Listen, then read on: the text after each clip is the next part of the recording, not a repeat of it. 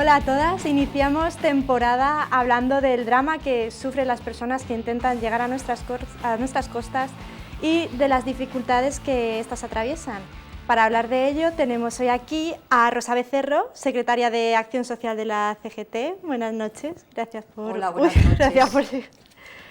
Hola. Perdón, los nervios de la primera de la temporada. Ahora sí, Alejandra Hernando. Sí. Trabajadora de Salvamento Marítimo Humanitario de Bilbao. Buenas noches. Buenas noches. Tenemos también a Valentín Cárcamo, especialista en migraciones. Buenas noches. Buenas noches. Y por último a Manuel Capa, trabajador de Salvamento Marítimo y delegado de la CGT. Buenas noches. Buenas noches. No olvidéis que podéis comentar nuestro programa con el hashtag de Twitter RNTV todas las vidas y, como siempre, como todos los meses, pasarán por la parte inferior de la pantalla todas las víctimas que han sufrido terrorismo patronal. Antes de comenzar, vamos a ver qué nos dicen nuestras compañeras de Silvare de este tema. Entre enero y agosto de este año han sido interceptadas, solo en la frontera española, 33.195 personas migrantes. La cifra asciende a 120.000 si tomamos los datos de toda Europa. ¿Qué les espera a estas personas cuando llegan a nuestras costas? ¿Qué derechos tienen? ¿Son estos derechos los mismos o depende del país al que lleguen? ¿Se las acoge y ayuda o son expulsadas a sus países de origen sin importar el peligro que esto conlleve? Pero estas son las personas que han llegado vivas a nuestras fronteras. Pero, ¿cuántas han perecido en el Mediterráneo intentando salvar sus vidas y las de sus familias de guerras, pobreza e injusticias? Esta cifra puede poner los pelos de punta, pero ¿cuál es realmente? Datos oficiales indican que las personas fallecidas en el Mediterráneo entre enero de 2013 y agosto de 2018 es de 17.000, 700 de ellas niños. Pero según organizaciones humanitarias, la cifra se podría triplicar o cuadriplicar, con lo que podría ser que 1 de cada 4 personas migrantes que intenta llegar a Europa fallece en el intento. Cientos de activistas se juegan la libertad y la vida para ayudar a estas personas, pero los gobiernos de los distintos países de la Unión Europea ponen trabas a su labor diaria y en algunos casos intentan encarcelarlos. Esta Unión Europea intenta ocultar estos datos y los gobiernos prohíben el amarre a barcos humanitarios como el Open Arms o el Aquarius, cerrándoles sus puertos. ¿Quién quedará entonces para dar testimonio de aquello que no quieren que veamos? El gobierno de Malta retuvo este pasado verano al buque humanitario Sea-Watch bajo el pretexto que se estaba revisando su estado. Mientras tanto, las personas migrantes se ahogaban en sus costas, sin testigos. En nuestras costas, los barcos de salvamento marítimo se ven desbordados cada día. La llegada de pateras es continua y no hay suficientes trabajadores que garanticen rescates seguros, tanto para las personas rescatadas como para las rescatadoras.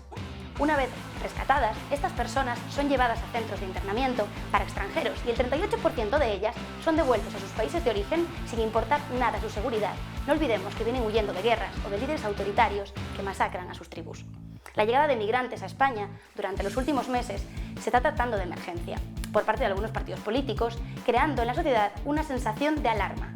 Sin embargo, el número de entradas irregulares registrada en 2018 se aleja de la cifra de personas que han alcanzado los otros países europeos, como Italia y Grecia, cuando el flujo migratorio recibido por estos también fue calificado de crisis. Estas personas siguen llegando diariamente a nuestras costas en busca de una vida mejor y no reciben el trato que se merecen. ¿Qué podemos hacer nosotras para parar esta situación?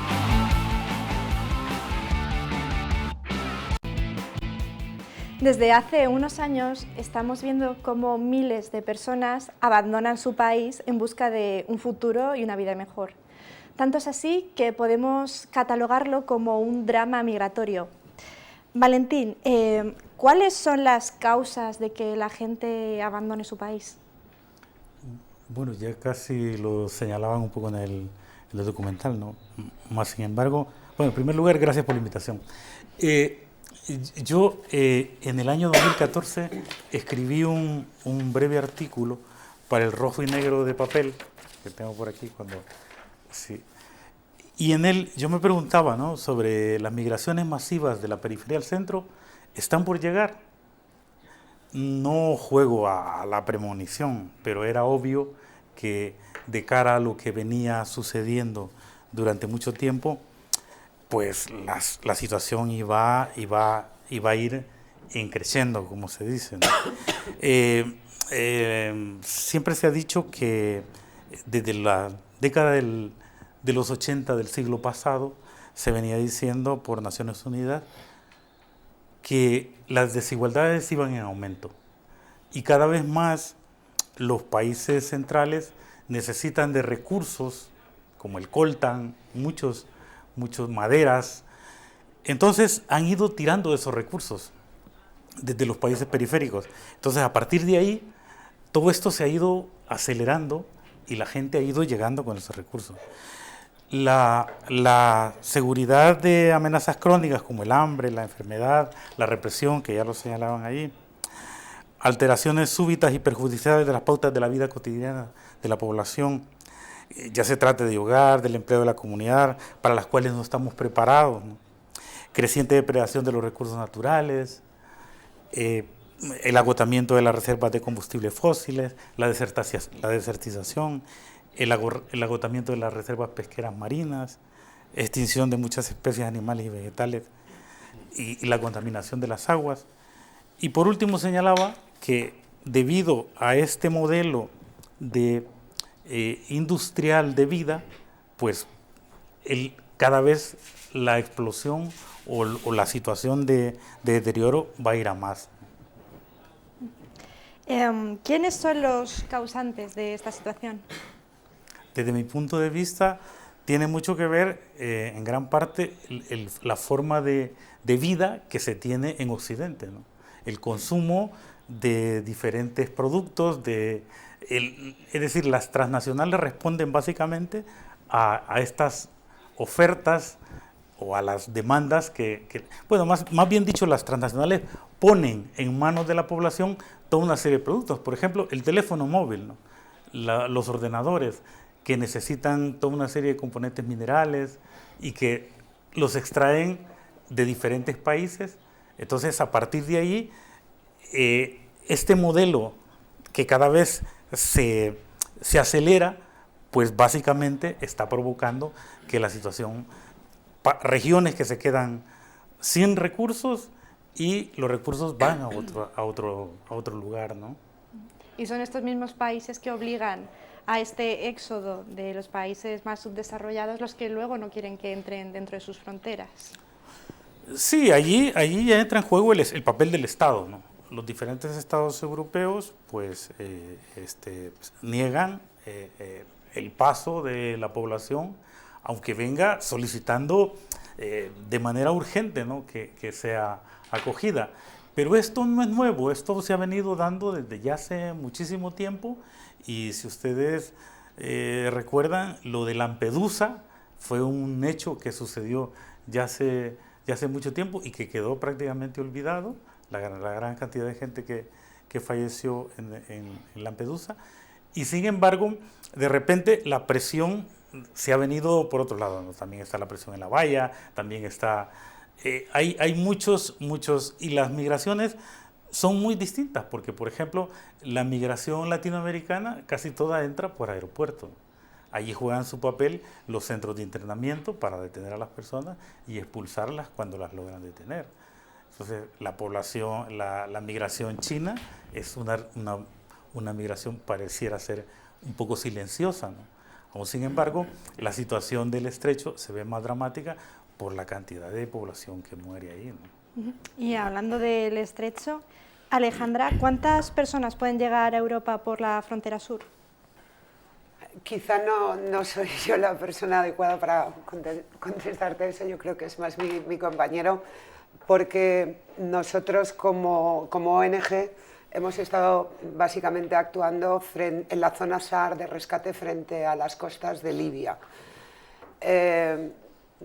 Si leemos los datos que dan las distintas organizaciones, pues creo que llegan cientos de personas cada semana, y creo que mi compañero de Salvamento Marítimo puede contestarte mejor a esa pregunta. Yo te puedo decir que cuando nosotros hemos estado en misión en un barco de rescate en las costas de Libia, no sabíamos exactamente, porque nos teníamos que quedar a una distancia que no era ni mucho menos las 12 millas internacionales, sino que teníamos que permanecer por motivos de seguridad a 36 millas. y realmente la estimación que nosotros teníamos era que hasta a 36 millas no llegaban todos los botes que salían. ¿Y cómo se vive esa situación? Es difícil describirlo. Yo creo que las imágenes que muestran los medios... ¿Te refieres a la situación en un barco de rescate? Sí. Sí. Bien, yo creo que a las primeras personas que rescata un barco de rescate es a los tripulantes, porque realmente se produce un fenómeno porque realmente nos juntamos ahí 20 personas, no nos conocemos, no nos elegimos, yo creo que nos ha reunido a todos que tenemos la misma motivación. Nosotros solo somos, parafraseando a la ONG en la que yo soy voluntaria, somos personas que ayudamos a personas. Y claro, nos encontramos en un medio que no necesariamente es un medio conocido para todos los tripulantes, porque hay una parte de la tripulación que digamos que es la que efectúa los rescates directos, y luego, independientemente, llevamos un cuerpo médico, un médico y una enfermera, llevamos todo lo que es el puente, el jefe de máquinas, el capitán y el primer oficial, ¿no? Con lo cual somos un colectivo de personas que ni nos conocemos, que venimos de toda España, que no nos hemos visto nunca en una situación como esa, pero sí que tenemos un objetivo común. Y yo creo que, bueno, un barco es un ejemplo de generosidad, tiene que serlo, y de equipo. Primero tenemos que cuidar de nuestro barco, porque sin el barco no tiene sentido nada. O sea, si no tenemos el barco estamos en un medio absolutamente distinto al que manejamos. Y luego lo primero que tenemos que hacer es cuidar de nuestra tripulación, ¿no? Y a partir de ahí se vive, pues, no se vive. Creo que no se vive, se siente, y es difícil explicarlo porque realmente estás como si estuvieras buscando una aguja en un pajar. No sabes lo que te vas a encontrar, ni cuándo te lo vas a encontrar, ni si va a ser de noche, ni si va a ser de día. Lo que sí sabes es que las patrulleras libias, como lo hemos vivido nosotros en las misiones del año pasado, pues son francamente hostiles con los barcos de las ONGs en todos los casos, y entonces pues puedes tener una patrullera a tu popa con una metralleta en su proa y unos individuos pues que vamos, a mí no me parecen cuerpos de seguridad ni muchísimo menos. O puedes estar viendo, como nosotros vimos por la noche, caer las bombas sobre la ciudad de Sabratá, porque eso lo ves a 20 y tantas millas. Entonces te inquieta, obviamente, pero no te da tiempo a plantearlo, ¿sabes? Porque llevamos una observación continua, estamos siempre, establecemos turnos de vigilancia aparte de las guardias del barco, porque el objetivo es rescatar a personas que tienen dificultades. Y Manuel, ¿se puede considerar esto una avalancha, como se suele calificar en distintos sectores de la sociedad y medios? ¿Y por qué se produce este sentimiento de rechazo hacia estas personas? Bueno, avalancha se puede entender porque hay un aumento exponencial que ha habido en estos últimos años por el cierre de fronteras tanto en Italia y bueno, toda la zona del Mediterráneo ya no es la gente que estaba cruzando pues, bueno, por la zona de Libia y tal, pues ya no pueden cruzar por acá, por allí. Entonces se han ido trasladando a esta zona y poco a poco van saliendo aquí. Entonces, bueno, hay un cúmulo de migrantes que intentan cruzar por la zona más próxima, que puede ser, pues, que es aquí en España ahora mismo. Y la otra pregunta me has dicho... ¿Por qué se produce un rechazo en la sociedad hacia estas personas? ¿Por qué? Pues un poco lo que ha explicado Valentín. Al final no queremos acoger a los países, bueno, a la gente que viene de países donde estamos sacando todos sus recursos. Ellos van buscando una mejora de vida también. Nosotros les explotamos, no generamos riqueza en esos países, al revés, los estamos explotando y siguen la misma miseria. y al final la gente pues necesita poder salir de la hambruna, de las guerras, matanzas que tienen. Y Rosa, ¿está nuestra sociedad preparada o acostumbrada para recibir inmigrantes? Bueno, yo aquí diferenciaría un poco, que sería abrir otro debate, entre el migrante que viene huyendo de la guerra, del hambre, de la miseria, el migrante pobre, del que viene con mucho dinero, que ese sí nos interesa, ese no le ponemos trabas, no le consideramos ni el enemigo, ni que viene a por nuestras ayudas sociales, ni que viene a vivir de nosotros, ni nada. Entonces, bueno, que estamos preparados, yo creo que hay una parte de la sociedad que sí que está preparada para recibirles, pero la gran mayoría de la sociedad no es que no esté preparada, sino que no quiere recibirles directamente. No es cuestión de estar o no preparada, es que no les quieren aquí. Lo paradójico de esto es que nosotros somos un país que históricamente ha migrado. Alemania, Argentina, Francia, Brasil, y además por las mismas razones, huyendo de guerras, huyendo de miseria, de hambre, intentando encontrar una vida mejor de la que teníamos aquí. Y bueno, pues ahora que nos toca a nosotros el papel contrario, el inverso, pues no nos interesa, no nos parece bien. Sí, Valentín. Que quizá básicamente y es que el modelo capitalista que se vive en Europa, cuando necesita de mano de obra, abre las fronteras, ¿no? Entonces, cuando de repente se atasca y se ve saturado, entonces empieza de nuevo toda vez a detener toda aquella población que quiera llegar. Entonces, es una política muy perversa, porque si necesita población para que levantar edificios, trabajar en la agricultura y esto, sí que es válido. Y entonces es obvio, ¿no? El capitalismo se nutre de mano de obra barata. Entonces, a partir de ahí, ese es el juego permanente que hay aquí, ¿no? Entonces, media vez la gente esté empleada en algo, pareciera ser que no, la situación no afecta, no molesta. Pero el fenómeno es cuando este capitalismo ya no es capaz de generar las mismas condiciones de empleo ni para los suyos propios ni para los de afuera, es cuando empieza aquello ya a colapsarse, ¿no? A hacer crisis. Entonces, es por eso que la ultraderecha levanta esto de los españoles primero, ¿no? Entonces, y le resulta, cabe perfectamente en el discurso, en el imaginario de la persona que hace sus análisis con 4 garabatos, ¿no? Entonces, porque si no es capaz de analizar más allá de por qué esas circunstancias se dan, pues simple y sencillamente defiende el mendrugo que tiene en sus manos, ¿no? Sí, además, este auge de la ultraderecha en toda Europa es bastante preocupante y además aquí en España hace un par de días en el Palacio de Vista Alegre Vox convocó a más de 10.000 personas con los cánticos esos de los españoles primero, y me parece que desde aquí es un tema que habría que tratar seriamente y impedir este auge de la ultraderecha, ya que se ha expandido por toda Europa, al menos que aquí le pongamos un freno ahora que podemos. Bueno, ahora vamos a ver una entrevista que nos han preparado nuestras compañeras a Enric Tarrida, secretario general de CGT Mar y Puertos, durante la llegada del Aquarius a Valencia.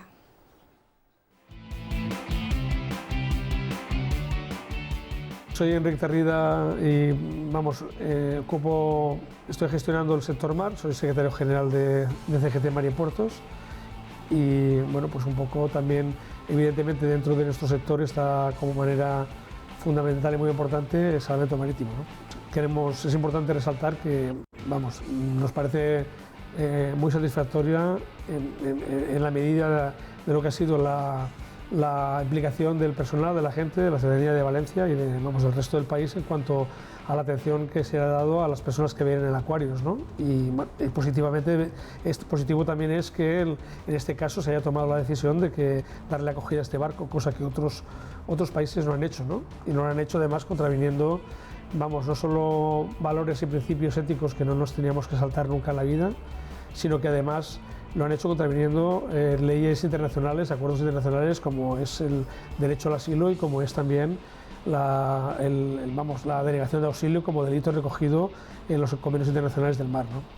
También hay que decir que este mismo fin de semana, mientras llegaba este barco con 600 y pico personas en las costas andaluzas, y en Canarias se han recogido más de 1.300 personas. Es decir, y esto no es una cosa aislada, sino que es una actuación continua, ¿no? Continuamente se está sometiendo a las tripulaciones y al personal de tierra que atiende a estas personas a un trabajo incansable, ¿no? Y vamos, esta situación hay que dejarla clara también, que no es una cosa excepcional, sino que ocurre cada día. El año pasado se batieron récords, es decir, vamos, triste récord, porque estamos hablando de que llegaron más de 28.000 personas a nuestras costas. Es decir, que se sitúa el 2017 en el segundo año de más llegada de personas por mar, exceptuando el 2006, que fue cuando hubo la enorme crisis de los cayucos en Canarias, y que llegaron, creo que fueron cerca de 40.000 personas, 38.000, ¿no? Hoy estamos ante una situación grave, muy grave para las personas que se juegan la vida en la mar. Las cifras esconden una realidad individual tremenda, que cada una de estas personas arrastra una situación que nos pondría los pelos de punta a cualquiera de nosotros, pero además también esconde que el personal que está haciendo ese trabajo de salvarlos está en una situación límite, está en una situación extrema. Es decir, no descansan, no tienen tiempo para poder dormir, no están habituados correctamente. Es decir, la situación está llegando a puntos que podemos tener que lamentar tanto posibles fracasos en el salvamento como también posibles daños personales a los que están trabajando en este servicio. Bueno, desde aquí muchas gracias a Enric por habernos dedicado un poquito de su tiempo. Y bueno, sabemos que gracias a organizaciones como las vuestras, ya que no podemos apoyarnos mucho en los gobiernos, se han salvado muchas vidas. Alejandra, ¿cuál es la labor de tu organización en esto?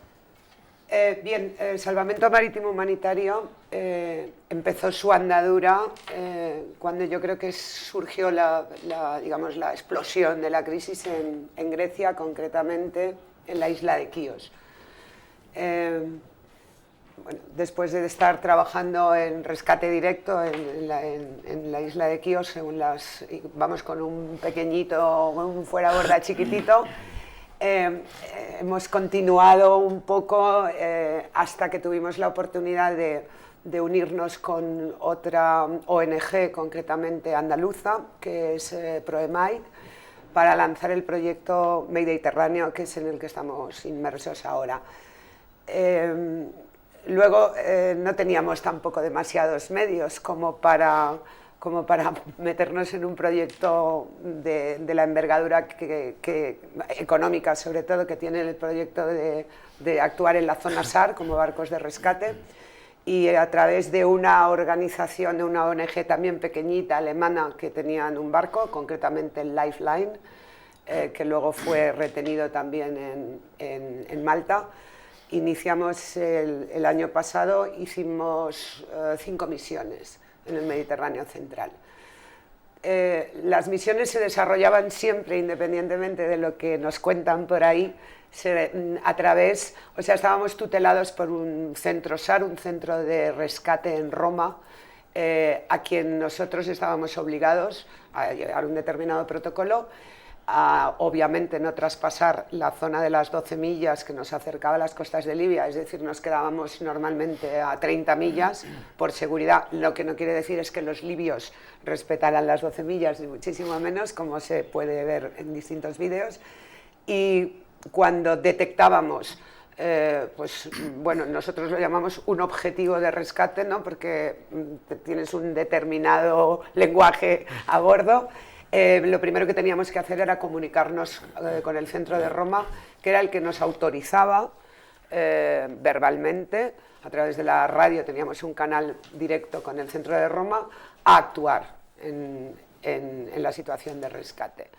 Así hemos hecho 5 misiones en el Mediterráneo central y ahora estamos ultimando los preparativos, ya no Estamos solamente ProEMAIT y Salvamento Marítimo Humanitario ya en el proyecto Mayday y zarparemos, yo calculo que este mes, con un nuevo barco que nos ha sido también facilitado una parte por el gobierno vasco. Es un viejo atunero que hemos, entre todos los voluntarios y básicamente entre todos los voluntarios que somos, hemos estado remodelando, pintando, habituallando y haciendo un poco de todo para volver a zarpar al Mediterráneo central. ¿Y en qué condiciones realizáis vuestro trabajo? ¿Te refieres a condiciones nuestras? O, bueno, nosotros realmente somos ahora creo que zarparemos una tripulación de unas 15 personas y básicamente yo creo que estamos bastante bien organizados dentro de lo que te puedes organizar en un espacio chiquitito, porque normalmente pues, en el Lifeline era un barco de 30 metros de eslora, de largo, y estábamos 21 personas, con lo cual el espacio es reducido y los medios, yo te diría que son austeros, pero bueno, no es un crucero, lógicamente, y nos adaptamos, llevamos aparte, el barco tiene una capacidad de movimiento y una velocidad de desplazamiento limitada, y cuando tú detectas pues una patera, o que puede ser un barco de madera semihundido, una neumática, puede ser cualquier cosa que utilicen para lanzarse al mar, llevamos unos fuerabordas, normalmente llevábamos 2, que es lo que nosotros llamamos la SAR, la barca de rescate, que cuando detecta un objetivo tiene una velocidad muchísimo mayor, lógicamente, que lo que tardaríamos nosotros en llegar al objetivo, y entonces la lanzamos al agua y ahí va un equipo básicamente los profesionales en el tema del rescate, que son también voluntarios, la mayoría son bomberos de toda España. Entonces es una tripulación que está acostumbrada a trabajar en condiciones tremendamente duras por su profesión, y yo creo que el mar añade una dificultad, ¿no? O sea, desde que zarpas, pues no todo el mundo está marinizado, pues hay mareos y muchos mareos hasta que la gente se adapta. Y bueno, sí, tenemos unas condiciones de seguridad a bordo, por supuesto, que son inquebrantables, porque un hombre al agua en mitad de la nada no te lo puedes permitir. Y como eso te podría decir, bueno, yo creo que vamos bastante bien preparados dentro de los medios con los que contamos. Le damos una prioridad total a todo lo que es el material que vamos a necesitar, por ejemplo, equipos especiales, trajes, chalecos, y sobre todo los chalecos que los llevamos contabilizados y colocados, porque es lo primero que llevamos a la patera que encontramos. Y luego también creo que le damos bastante importancia a todo el equipo médico que va a bordo, pues desde un desfibrilador hasta... Bueno, vamos preparados dentro de nuestras posibilidades, y yo creo que bastante bien preparados. ¿Y tú, Manuel, coincides con Alejandra con las condiciones de vuestro trabajo? Pues sí, nuestras condiciones, nosotros ahora estamos reivindicando un poco la falta de personal que tenemos en la flota. Son jornadas extremadamente largas, con muchos servicios muy continuos, donde las tripulaciones están reducidas al mínimo exigido por Marina Mercante, con lo cual al final el trabajo de la flota pues se ha incrementado muchísimo. Los descansos no se pueden llevar a cabo prácticamente, entonces estamos intentando conseguir de alguna manera reducir los tiempos de embarque de estas tripulaciones para aumentar el descanso, que eso implica una seguridad una seguridad a la hora de ejecutar nuestro trabajo, de realizar nuestro trabajo, tanto a la hora de acercarte a una patera y el estrés psicológico, que de hecho ya hay algunos compañeros que están de baja, claro, por este tema. Tengo entendido que lleváis una campaña que se llama Más manos, más vidas. Sí. ¿Qué se ha logrado con ella y en qué consiste y cuál es el siguiente paso para esta campaña?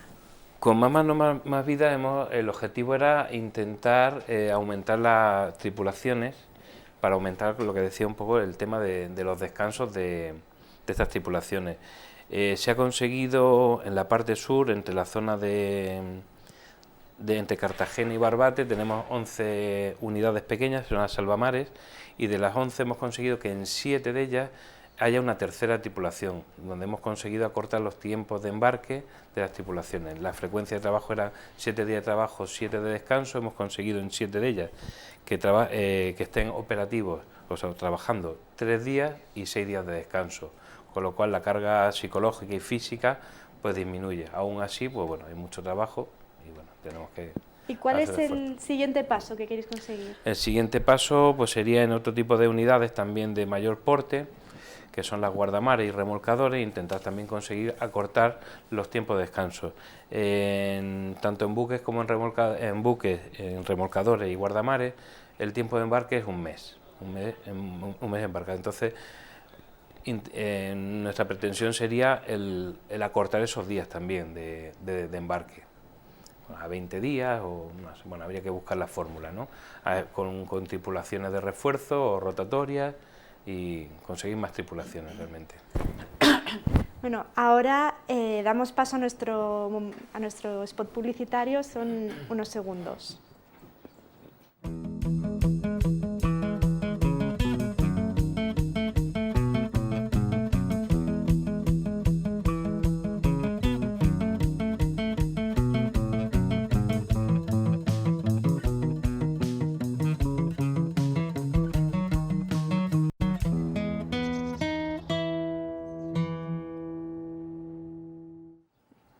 Bueno, Valentín, ¿en qué condiciones llegan estas personas a las costas de España? Hombre, ese debate ya hace mucho tiempo que estaba ahí, ¿no? Porque siempre se ha dicho la inmigración irregular, ¿no? Entonces, hasta hace muy poco ya se reconoció de que mucha población de esa es refugiada. Es refugiada por el hecho mismo de que viene escapando, huyendo de algunas circunstancias que lo acechan, ¿no? ¿Qué es lo que pasa? Que aún así, para conceder el estatuto de refugiado en el entorno de la Unión Europea, cada vez han ido poniendo mayores dificultades. Entonces, lo que comentaban los compañeros de Salvamento Marítimo es cada vez el cierre de fronteras es muy evidente, ¿no? Este señor Salvini en Italia fue el que impuso ya, por aquí no van a pasar, ¿no?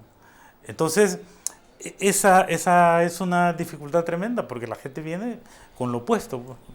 Y bueno, los que saltan la valla terminan llegando casi sin lo opuesto, porque se lo dejan en el paso de la valla, ¿no? O mucha gente también pierde parte de su familia en el viaje, pues.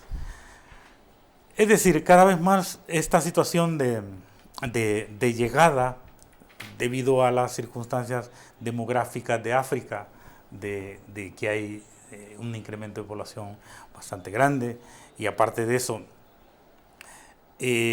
cada vez más la situación se torna más crítica.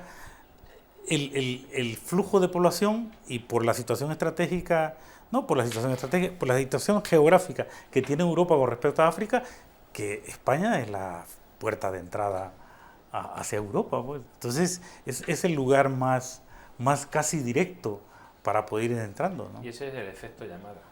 Sí, eso la es proximidad. Hombre, yo creo que al final la gente huye para donde puede, no donde él quisiera, ¿no? Seguro, sale cuando sucede una situación en un determinado territorio, que las circunstancias se deterioran, pues sale huyendo y corre para donde sea, ¿no? El movimiento de población que hubo desde Siria por la guerra hacia Turquía, pues fue muy evidente. Y en la parte de Quíos y Lesbos, las islas más próximas a la costa turca, es que están muy cerquita. Claro, Sí. entonces, es decir, huyen a lo que tienen más cerca para poder huir, ¿no? Y el paso del estrecho, que no es tan grande, pues pareciera ser que la gente se atreve incluso hasta con lanchas de juguete, ¿no? Sí. Manuel, ¿qué protocolo existe para el rescate de personas en el mar? ¿A qué te refieres? ¿Al operativo? ¿Cómo se gestiona? Sí. Bueno, pues en el momento que se detecta que hay alguna patera, porque la ha detectado algún barco, algún avión de los de salvamento que sobrevuela la zona, alguna ONG que pueda llamar y pueda informar de alguna salida de patera desde las costas marroquíes, pues bueno, se informa al centro, a las distintas torres, puede ser Almería, Tarifa, y entonces a partir de ahí, en función de la localización o la posible situación de la patera, pues se movilizan los distintos medios que pueda haber, el helicóptero para localizarla y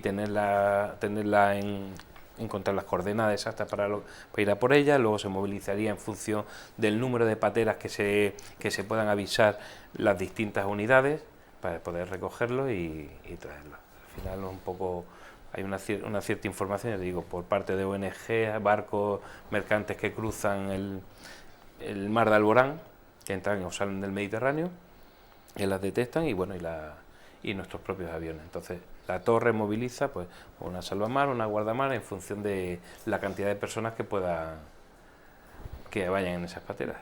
¿Y es fácil seguir estos protocolos o hay ciertos obstáculos? Inicialmente sí, lo que pasa luego tenemos unos ciertos problemas a la hora de llegar a tierra,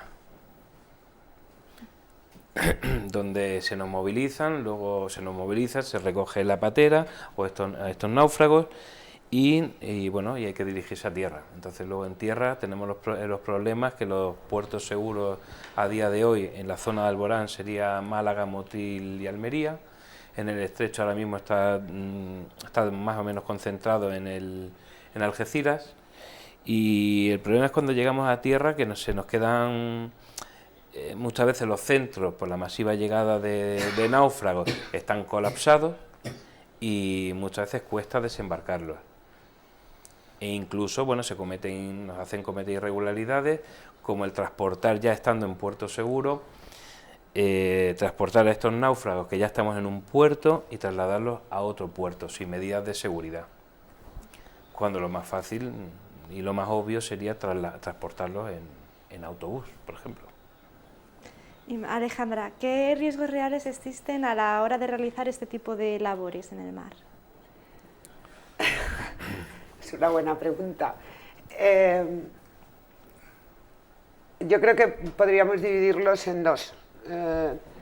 No es por realizar lo que hacemos, o sea, no es lo que hacemos, quizá nosotros en donde hemos estado éramos absolutamente conscientes de que bueno, no éramos bienvenidos ni a 24 millas, ni a 36, ni a 48 de las costas libias. O sea, eso era un hecho y además que se ha constatado y bueno, lo mismo nos han amarrado por la popa, que nos han amenazado con tiros al aire, etcétera, etcétera. Nosotros llevamos una serie de protocolos de seguridad en el barco que pueden ir desde un hombre al agua, que hay que actuar de una determinada manera, hasta una maniobra que haya fuego a bordo y en concreto llevábamos también un protocolo de seguridad ante pues, un posible abordaje de una patrullera libia, ¿no? Que era de alguna manera nuestra mayor inquietud. Independientemente de los riesgos que supone pues, llevar una tripulación y cuidar de ella, quizá porque esa es la labor que yo hice allí como oficial primer oficial del barco, que parece una tontería, pero que es importante por lo que te decía antes, porque el medio no es precisamente un medio cómodo ni conocido, pues a veces te encuentras con problemas o lías un cabo al motor y son las 12 de la noche, o sea, son situaciones de tensión, ¿no? Que básicamente normalmente se resuelven bien, ¿no? Pero claro, estamos a 24 horas de navegación de cualquier costa. Evidentemente no tenemos en cuenta las costas de Libia porque no se nos ocurriría acudir a ningún puerto libio a pedir ayuda de ningún tipo, ¿no? Y luego yo creo que también un poco lo que decía él, sí que hay un riesgo emocional en todos nosotros y cuando efectúas un rescate, independientemente de la tensión que genera, porque se hace un triaje, se separa también a la gente que puede estar enferma, se pone aparte a mujeres y niños. Quizá lo que hemos vivido más allí era la amenaza, entre comillas, de no poder desembarcarlos. Porque claro, tú en un momento determinado no tienes capacidad para transportar a 200 y pico personas en un barco de 30 metros durante 24 horas. Es imposible. Entonces normalmente los traspasas a barcos mayores que hay en la zona. Ahora ya no hay barcos mayores en la zona y además es que ahora no podemos, hasta la fecha, no podemos atracar. Entonces te encuentras pues como un corcho flotando con a lo mejor 100, 200 personas a bordo, imagínate lo que es eso en un barco de 30 metros, y esperando a que alguien te conceda la posibilidad de atracar en un puerto seguro. Yo creo que esa es la mayor inquietud que tenemos. Realmente en la experiencia que nosotros hemos tenido no hemos tenido ningún problema con las personas que rescatamos y llegan en un estado indescriptible. O sea, no se puede describir. Yo te lo estoy diciendo y todavía se me pone la piel de gallina, ¿no? Pero realmente ahí lo que puedes hacer es aliviar en la medida de lo que puedes, tranquilizar. Muchas veces pues entran con hipotermias, bueno, él lo sabe, ya no te digo que estén muy enfermos, pero hay veces que vienen absolutamente desolados y repartir muchos abrazos y muchos biberones si hay críos. Y claro, todo eso, como decía mi compañero, pues supone una carga emocional enorme para las tripulaciones, que mientras tú estás ahí son 15 días las misiones, quizá pues tienes la adrenalina ahí, te está defendiendo, pero luego cuando ya llegas a puerto, pues digamos que te tiemblan hasta las pestañas y entonces tienes que empezar a digerir la situación. Yo creo sí, que la carga está emocional. En nuestro caso, el tema de las pateras aquí en España ya llevamos más de 20 años. O sea que no es una cosa puntual de hace 2, 3 años o hace un año con el tema de este aumento, ¿no? Es que hay tripulaciones, hay patrones marineros que llevan 20 años recogiendo pateras. Y eso se va acumulando, y ahora con el despunte ya no pueden más algunos. Es una carga psíquica, o sea, nosotros así, bueno, siempre buscando un punto de broma, ¿no? Dentro de lo que hay, decías, bueno, aquí hay que venir llorado de casa, ¿sabes? Pero que hay veces que por mucho que tú quieras, pues tienes sensaciones de muchos tipos y te vas a la proa y dices, yo esa carga, y por eso sí que las tripulaciones necesitan descanso, es algo agotador. No solamente las personas que actúan sacando directamente a gente del agua, que tiene que tener una buena preparación física y porque es una labor que te deja exhausto, sino incluso en el jefe de máquinas, que está 20 horas sobre 24, no descansas, estás pendiente de las alarmas. Entonces todo eso genera después una sobrecarga y sí hay que ir llorado de casa. Bueno, habéis comentado que después de estar en el mar se llevan a tierra a campos, sobre todo a campos de refugiados en muchos países. Rosa, tú estuviste en un campamento de refugiados en Grecia. En Grecia. ¿Cómo era la situación de estas personas allí? Muy dura. Yo, mi experiencia personal de aquel viaje, a mí me dejó muy tocada personalmente, o sea que os entiendo perfectamente. Ver a niños, a familias enteras, y esas son las afortunadas que han podido salir de allí, de su país que estaba en guerra, que viven en unas condiciones infrahumanas totalmente.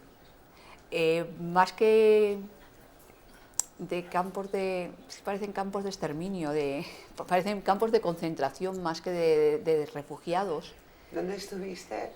En Tesalónica. En Tesalónica estuvimos. Estuve en Escara y coincido Escaramagas y son campos de... Bueno, tienen hasta alambradas. O sea. Sí, están totalmente militarizados. Sí, la marina griega los controla. Sí, no dejan que Europa pueda acercarse y lo dé a conocer. A mí me dejó muy tocada, es impresionante aquello, durísimo, inhumano, no podemos consentir que eso siga existiendo, que ya son 7 años de guerra, lo que lleva sufriendo esas personas, y es horrible vivir aquello. A mí me destrozó mucho anímicamente, pero de igual manera que me destrozó anímicamente cuando viajé a la frontera sur. Lo mismo, ver a aquellas personas ahí encerradas en CIES, gente que simplemente con que les escuches, no te piden más, simplemente que el mero hecho de que hayas ido hasta allí, para ellos ya es... Te abrazan, te dan las gracias, solamente por el mero hecho, digo, de haber ido allí, de preocuparte de visibilizarles, de preocuparte de que existen. No hace falta ya que hagas manifestaciones, ni que hagas nada. Solamente con eso ya tienen bastante. Es tremendo. Bueno, pues para recomponernos un poco y quitarnos esta sensación del cuerpo, vamos con el briconsejo que nos ha preparado nuestra compañera Ángela. Hola a todas y bienvenidas a nuestro briconsejo. Nativa o extranjera es la misma clase obrera. La llegada de personas migrantes a nuestras costas durante los meses estivales, algo que ocurre cada año por las mismas fechas, ha abierto el debate sobre la política migratoria de nuevo y en este sentido está bien que se haya vuelto a poner sobre la mesa cuestiones que los gobiernos, tanto los de la Unión Europea como los del Estado español, tratan solo cuando los medios de comunicación lo ponen de moda. Porque en sus agendas que miles de personas encuentren la muerte en el Mediterráneo mientras huyen de la pobreza y la miseria, gracias en gran medida al expolio del primer mundo, puede esperar. Así pasó el pasado junio cuando el Aquarius llegó al puerto de Valencia con 600 personas a bordo, después de llevar días sin que ni Italia ni Malta dejaran desembarcar a las migrantes en alguno de sus puertos. La cobertura mediática fue brutal, algo que sería muy correcto si no fuera porque durante los días que duró el dispositivo de atención a las rescatadas del Aquarius, solo en las costas andaluzas, efectivos de salvamento marítimo rescataron a más de 1000 personas sin cobertura de ningún tipo, salvo la crónica de algún periódico local, en la sección de sucesos y con las tripulaciones de los barcos de rescate al límite. Mientras todo esto tenía lugar y continúa ocurriendo, los debates alrededor de la ayuda humanitaria que estas personas deben recibir se han centrado en discursos xenófobos y racistas. Formaciones políticas de ultraderecha, organizaciones conservadoras e incluso aquellas que disfrazan de solidaridad lo que solo es caridad, justifican que decenas de seres humanos sean ignorados en el mar, abandonados a su suerte porque aquí ya somos demasiadas. Piden que el control de las fronteras sea aún más acérrimo, exigen más medios represivos para los cuerpos y fuerzas que se encargan de vigilar las fronteras. Incluso se ha podido comprobar que las decisiones de determinados gobernantes en materia de inmigración no tienen ningún tipo de consecuencia más allá de las denuncias que algunas ONGs pueden lanzar ante la falta de empatía ante el sufrimiento de tantas personas. Para colmo, y por si nos parece poco la actitud de nuestros estados, hemos tenido que soportar que desde estas tribunas se acusen a las propias personas trabajadoras de entes públicos de salvamento marítimo, esas que hacen todo lo que pueden con lo poco que tienen, de estar fomentando la inmigración ilegal y de perjudicar gravemente la economía española. Lo tenemos muy claro. En nuestro país las culpables no han llegado en pateras intentando encontrar una oportunidad de futuro entre nosotras. La crisis estafa que nos han hecho pagar con creces a costa de nuestros derechos y libertades tiene culpables y muchos de ellos siguen todavía sentados en sillones de representación. No podemos ni debemos olvidar que nosotras también tuvimos que buscar la solidaridad y el apoyo mutuo lejos de nuestra tierra hace años. Intentemos no olvidar parte de nuestra historia, sobre todo porque nativa o extranjera, todas somos clase obrera. No os olvidéis de darle a like, comentar abajo y compartir por todas las redes sociales. Un besito y bienvenidos a la nueva temporada. Este problema de la crisis migratoria no podría solucionarse sin la solidaridad ni el apoyo mutuo de todas las personas que vivimos en el mundo, sea cual sea su procedencia y su nacionalidad. Os voy a lanzar una pregunta a todos, ¿vale? Quiero que me contestéis brevemente si creéis que las políticas migratorias, tanto de Europa como del Estado español, están sirviendo para algo. ¿Rosa? Pues yo diría que no, porque no son positivas. Yo pienso que no. Aparte que yo no soy de las que confían en los gobiernos. Valentín. Hombre, lo que demuestra claramente es que la Europa fortaleza cada vez enseña su peor rostro, ¿no? O sea, cada vez se va viendo aquello que se habló en la década de los 90 del siglo pasado, de decir que lo que se estaba constituyendo con la Unión Europea era una especie de fortaleza. Luego crearon el Frontex, ¿no? La Policía de Fronteras, y la tendencia ha ido por allí. Luego se niega básicamente el rescate de las personas, porque pareciera ser que los estados no pretenden ocuparse absolutamente de la situación, y cada vez más se va viendo que la crisis europea actual, donde el Brexit y todo esto de la descomposición misma de la Unión Europea, pues nos va a traer unas circunstancias cada vez más difíciles, ¿no? Yo decía en el artículo ese que escribí en el 2014 que más vale que nos preparemos, porque las migraciones que llegarán, que en consecuencia serán partícipes y producto de la quiebra de este capitalismo y el colapso de la civilización industrial, ¿no? Es decir, cada vez más esta civilización necesita más recursos y cada vez más va a intentar explotar. Hace poco en Alemania unas gentes han logrado parar el destrozo de un bosque porque querían talar 100 hectáreas para tener una mina de cielo abierto de lignito, y en este momento parece que aquello se ha paralizado. La gente en Alemania está muy contenta, pero la empresa que explota esto seguramente ya ha hecho el ojo desde dónde va a ir a traer el lignito, y seguramente será extrafrontera de la Unión Europea, ¿no? Posiblemente.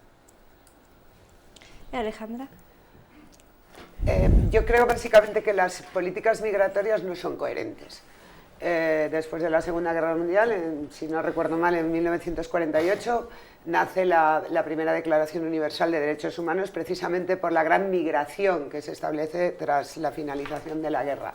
Y ahí se reconoce, vamos, las Naciones Unidas reconocen digamos, la característica de lo que es un refugiado, básicamente de guerra, porque entonces la Declaración de Derechos Universales nace después de la guerra. Pero es que luego tenemos la Convención de Ginebra, o sea, tenemos un montón reconocido por 140 y tantos estados del mundo, no solamente europeos. Los europeos los han reconocido todos, que no es coherente con la política migratoria. Es decir, los derechos humanos no se pueden defender a través de acciones humanitarias.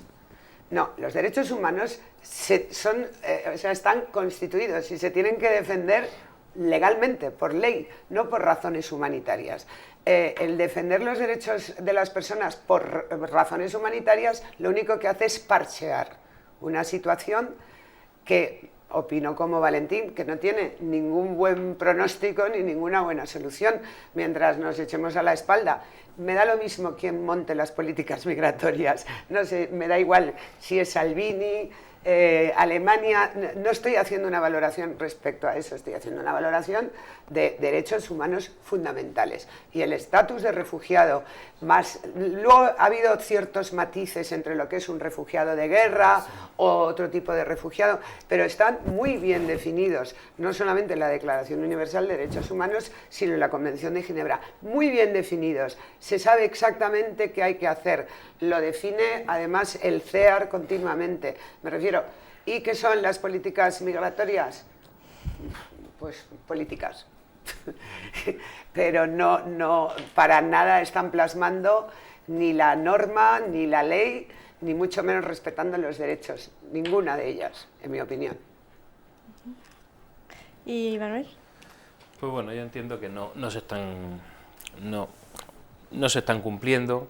De hecho, a día de hoy pues estamos viendo lo que está ocurriendo. Son pegas para todo, pegas para rescatar a los náufragos, pegas a la hora de recepcionarlos en tierra, pegas para tramitar su documentación o su repatriación, todos son pegas, ¿no? Entonces, con lo cual nos demuestra que no está funcionando. Manuel, también a ti. ¿Piensas que fue una buena idea atender en nuestros puertos al Aquarius en junio de este año? Bueno, el Aquarius, bueno, es un barco, bueno, España se hizo solidaria de esa situación, recogió a un barco que nadie lo quería y por motivos humanitarios pues lo trajo y bueno, no está mal. Lo único que se le hizo mucho bombo a este barco, ese barco trajo 629 personas, si no recuerdo mal, y ese fin de semana, solamente en Andalucía, llegaron 1.500 personas. A ese barco se le escoltó a bombo y platillo, parecía que era la panacea, pero es que en Andalucía entraron 1.500 personas. Pero es que ayer entraron en el mar de Alborán casi 400, antes de ayer 500, el otro 500 personas, todos los días. Entonces, bueno, se ha hecho ahí una política de... Marketing. Sí, marketing, efectivamente. Marketing humanitario. cuando lo estamos haciendo hace mucho tiempo nosotros. Y cuando viene una salvamar de 21 metros con 150 personas a bordo, pues no viene nadie a escoltar a este barco, porque es nuestro trabajo, ¿no? Parte de él. Y bueno, tampoco sale en la prensa de esta manera, ¿no? Con ese marketing, esa publicidad, donde fueron todos los políticos y autoridades del momento a hacerse la foto. Es un gesto de manipulación más Sí. que todo, ¿no? Yo estuve personalmente porque vivo en Javea y bueno, Dani me pidió que fuera más que nada por solidaridad con una ONG como Aquarius y porque venía gente que venía de Malta también y que habíamos hablado con ellos y que teníamos una buena relación. Yo me fui. Yo cuando empecé a ver es que el despliegue era tremendo, o sea, había 120 abogados, yo además teníamos una lista y yo llamé a Dani y le dije, bueno, yo en esto yo creo que... Y luego todo un despliegue, una paella, bueno, o sea, era como una fiesta. Entonces a mí me pareció tan tremendo sabiendo que en ese mismo instante en el estrecho estaba llegando gente y que ni siquiera podían desembarcar, y aquí prácticamente pusieron un abogado por persona, o sea, todos los políticos, todos haciéndose la foto. Hubo un reconocimiento hacia el Aquarius. Fue algo brutal. Cosa que a Salvamento Marítimo, como he comentado antes, hace Brutal. 20 años está recogiendo pateras y reconocimiento ninguno. Ahora, la esencia es que 600 personas pudieron desembarcar, ¿sabes? Y al final te quedas con eso, porque dices, bueno, al final lo importante es que ha habido 600 personas que están a salvo y prefieres planteártelo así, pero realmente el despliegue fue tremendo y no fue coherente, una vez más, no fue coherente, en mi opinión. Vamos, que era colgarse la medallita al gobierno de las turno. medallitas, había que estar allí, yo podía haber accedido al puerto y francamente me parecía todo como es que era un postureo impresionante y vamos, no creo que además genera unas diferencias. Lo que se llama ahora postureo. Sí, postureo, por llamarlo de alguna manera. Que hay más personas, que hay más organizaciones que hacen postureo. Sí, no bueno, la vuestra. Gracias, pero Pues vosotros nosotros somos pequeñitos. os vais a trabajar al Mediterráneo, y donde muy realmente hace errantes, falta. Sí, bueno, yo creo que a veces se distorsiona todo, ¿no? Yo también lo he visto eso en Grecia, cuando estaba allí. O sea, muchas veces las ONGs adquieren tal tamaño y desarrollan tales campañas de marketing que se convierten en empresas. Entonces, claro, ahí ya entran otros intereses y tal. Bueno, pero eso sucede, desgraciadamente sucede. ¿Y qué podríamos hacer nosotros, la sociedad civil, para ayudar en esta situación? Rosa. Bueno, lo primero, dejar de criminalizar a las personas migrantes, empatizar con ellas y entender el por qué huyen de sus países. Y no vienen a delinquir, ni vienen a quitarnos el trabajo, ni vienen a quitarnos el pan, ni vienen a nada. O sea, esos son topicazos. Luego, eliminaría, lo primero que hay que eliminar son las fronteras. Son las fronteras, son los CIE, son los CETIs, son cualquier forma de encarcelamiento, porque son realmente cárceles donde los meten para darles esa ayuda que ellos llaman humanitaria y tal. Es mentira. Y no dejan grabar dentro, por algo ¿Perdón? será. Que no dejan grabar dentro, Claro, por algo será. Por algo será. Y las condiciones en que están allí, infrahumanas totalmente. Habría tantas cosas que hacer. Hay que presionar a los gobiernos, aunque yo no confíe mucho para nada en los gobiernos, pero es lo que nos queda, ¿no? Presionarles y forzar eso. Primero que se les trate como personas, que se les tienda la mano, que se les ayude, se les acoja, que tengan un lugar donde llegar, porque estamos escuchando a los compañeros que es que no pueden llegar ni a tierra siquiera, después de que arriesgan la vida en el mar. Y lo peor de todo, vuelvo a repetir, es que eso nada más que lo hacemos con los migrantes pobres, con las personas migrantes que vienen huyendo del hambre, las personas migrantes que vienen en vuelos, en primera, vienen en yates, vienen a invertir aquí dinero, esos no nos molestan. Esos no los llamamos ni siquiera migrantes, ¿no? Y podemos mencionar casos como los futbolistas, ¿no? Esos no son migrantes, esos no nos importan que vengan, esos no nos están quitando el pan, esos no se llevan ninguna ayuda social. Incluso no nos importa que no declaren Hacienda, que estafen, que nos da igual. Esos no son migrantes, eso ya sí son personas. Y bueno, pues concienciarnos más y luchar más, ya sea desde cualquier plataforma, cualquier colectivo, donde se les pueda echar una mano a estas personas, teniendo en cuenta que son personas, sobre todo. Bueno, os voy a lanzar esta pregunta a los demás. Para ti, Valentín, ¿qué podemos hacer? Ampliar el debate. Es decir, que continuar debatiendo sobre esto, pero saber enfocar un poco las circunstancias, ¿no? Porque en veces se analiza el hecho por el hecho, y el hecho por el hecho, en veces las personas que están a pie de mar, como se diría, conocen más bien lo que está pasando. Luego después los más medias pues lo anteponen como ellos quieren, ¿no? Se lo llevan para un lado y para otro. Verdaderamente nadie había calculado la velocidad de expansión del caos geopolítico ligado a la guerra mundial por los recursos, ¿no? Hasta ahora eso no se debate. Que Occidente le venda armas a todos estos países, bueno, hubo una especie de refilón por ahí sobre el tema de las bombas, sobre el tema de las fragatas y todo eso, pero luego ya aquello se quedó soterrado, ¿no? Entonces, es decir, debatir sobre estas cuestiones es necesario por el mismo comportamiento del modelo capitalista, por el hecho mismo de que en el 2008 hubo una crisis y si nos atenemos a este comportamiento cíclico del capitalismo, está en ciernes otra crisis, no sabemos cuándo, no sabemos dónde va a empezar, pero lo que sí sabemos es que va a llegar y no sabemos verdaderamente cuál va a ser el comportamiento de estas sociedades opulentas, ¿no? De cara a la población que va llegando. Pues cada vez más racismo, aumento del fascismo. Ese es el riesgo.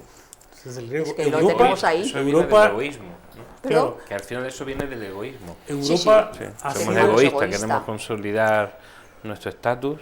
Europa ha sido cuna de muchos grandes movimientos, muchos grandes pensadores, en Grecia la democracia, pero también el fascismo surgió en Europa, pues.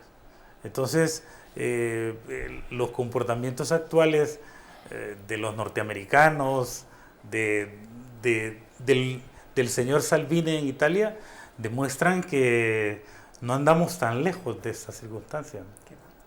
Hay que ampliar este debate para que la población se vaya dando cuenta de que no son las víctimas los culpables, sino que hay otras circunstancias las que verdaderamente generan este caos. Alejandra, para ti. Yo creo que es que siempre estamos buscando culpables en vez de buscar soluciones, ¿no? Es una tendencia que siempre es señalar y tal. Yo creo que tenemos que seguir actuando, cada uno en la medida de sus posibilidades y pues no digo estando en primera línea o estando en la última línea, informando, intentando desmontar la cantidad de barbaridades y de mentiras que se escuchan al respecto, ¿no? La verdad es que yo creo que si cada uno de nosotros hace lo que puede, pero si todos hiciéramos un poquito de lo que podemos hacer, probablemente la situación mejoraría. Igual es que soy una romántica, ¿no? Pero, no sé, al final es lo que dice Valentín, o sea, es que estamos abocados a un hecho que la historia si tiene algo es que se repite, ¿no? Y entonces se están dando unos parámetros que si los analizas respecto al pasado es que dices, bueno, es que esto es como un cubo verde y con asas, o sea, es que hasta Brasil está votando a la extrema derecha. Entonces dices, bueno, pero ¿en qué escenario nos vamos a mover? Yo francamente no lo veo nada claro. A mí, yo por lo que he vivido, digo, bueno, pues lo vivido ya está vivido, pero me preocupan mis hijos y me preocupan qué futuro se van a encontrar. Y claro que diariamente te preocupas, pero ¿sabes qué pasa? Que llega un momento, las redes sociales, por ejemplo, las redes desde la impunidad de supuestos anonimatos, o sea, se leen tales barbaridades, o sea, no ya acusaciones directas, ¿sabes? Porque a mí me da igual que me digan que cuánto dinero nos dan por cada persona que rescatamos, que somos buenistas, que somos perroflautas, que no sé, no tengo ni idea de lo que es eso. Yo perro tengo, pero flauta no. Me refiero, o sea, los ataques son continuos y entonces yo creo que ahí hay que ponerse una barrera y decir tú a lo tuyo. O sea, yo voy a seguir igual. O sea, y como yo, somos muchísimos y a mí eso es lo que me da una cierta esperanza. Para acabar, es que lo siento, vamos muy cortos de tiempo. Bueno. Vale. Para acabar, Manuel, ¿qué valor le das al papel que va a jugar ahora Openar en el salvamento en el sur a partir de ahora? Pues bueno, pues será otra unidad más que estará en activo. Nosotros desde el comité de empresa de flota de Sasemar entendemos que no es necesario que este barco esté actuando aquí en el sur, en el Mediterráneo, o sea, en España. Podría estar actuando en el Mediterráneo donde no hay medios, como va a hacer Salvamento Marítimo Humanitario, que es donde realmente pueden hacer falta más que aquí. Salvamento Marítimo es un ente público civil con medios de sobra, capaz de poder afrontar las necesidades del momento, ¿no? La única reivindicación que tenemos es personal para las unidades, para aumentar los tiempos de descanso y simplemente... seguramente esta ONG hará un buen trabajo, porque bueno, yo creo que están preparados, igual que lo han demostrado en el Mediterráneo, pero que aquí realmente entendemos que no es necesaria una unidad más, porque tenemos medios suficientes como Salvamento Marítimo. Simplemente... Bueno, ahora vamos a dar paso a nuestra agenda rojinegra.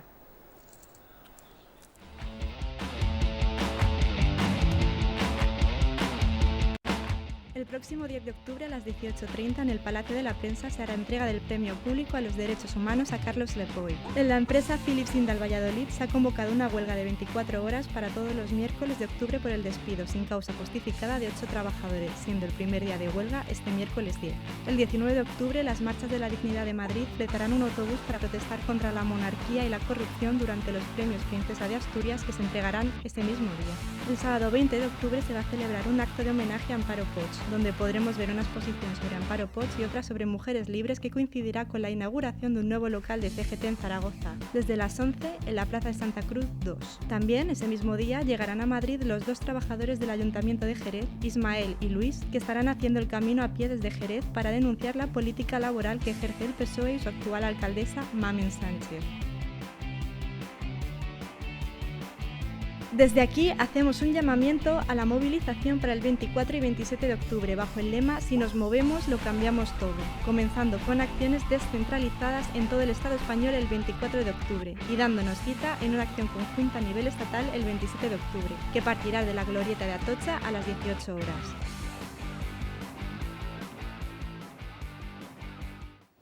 Bueno, muchas gracias por haber venido.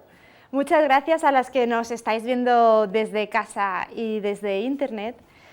No olvidéis apuntar en vuestra agenda que el 23 de este mes vuelve Rojo y Negro Lucha y nosotras nos veremos al mes que viene. Salud y hasta la próxima.